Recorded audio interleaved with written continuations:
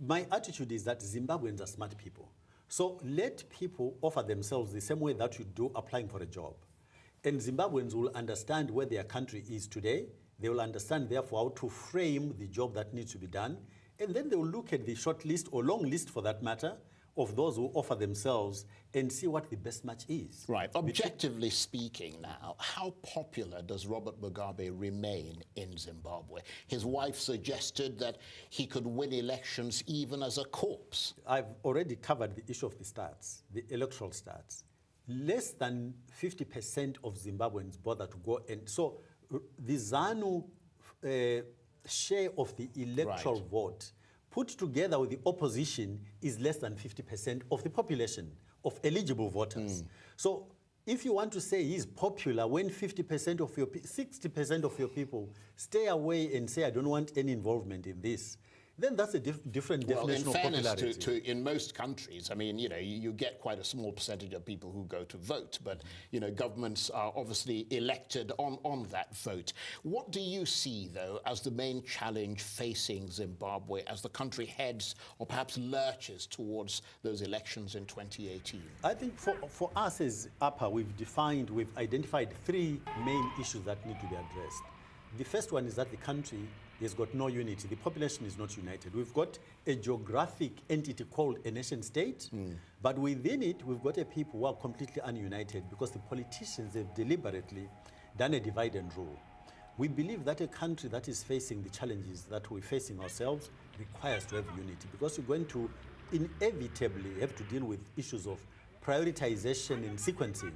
And those require that a nation have a particular view on where to start and where to go and what the program should be. So that's point number one. Point number two, Zimbabwe requires somebody who is going to understand the value of institutions that are institutions of state and are not captured by a political party.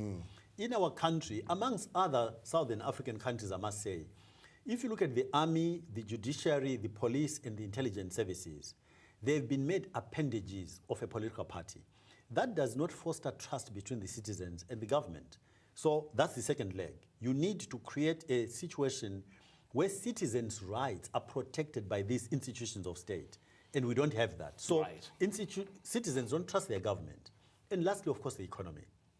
But these two first planks actually contribute to how the citizenry, the entrepreneurs, and the formulation of participation by private sector comes into play. Okay. Now you talked about unity as a fundamental plank on which the country must move forward.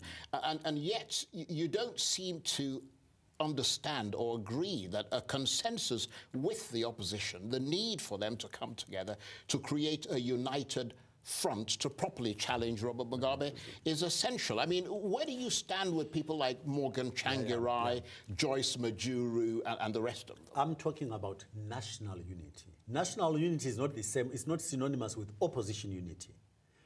You need everybody to be united, to have a maturity where we can debate and have a contestation of ideas, but as a population, we need to be united.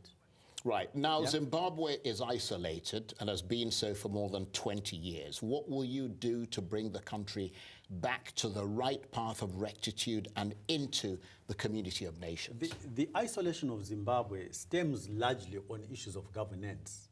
So if you get the correct leadership, remember the second pillar of what I said is actually about governance. The issue of institutions of state, protecting the rights of citizens and the like, it's about governance. You get that, you get rid of corruption, the international community will begin to recognize Zimbabwe as accepted back into the fold of a member of the global community. Okay, we'll be watching very closely as you make progress towards that 2018 election. Dr. Nkosana Moyo, presidential aspirant and former Minister of Industry and International Trade in Zimbabwe. Thank you very much indeed. Thank you very much for the opportunity.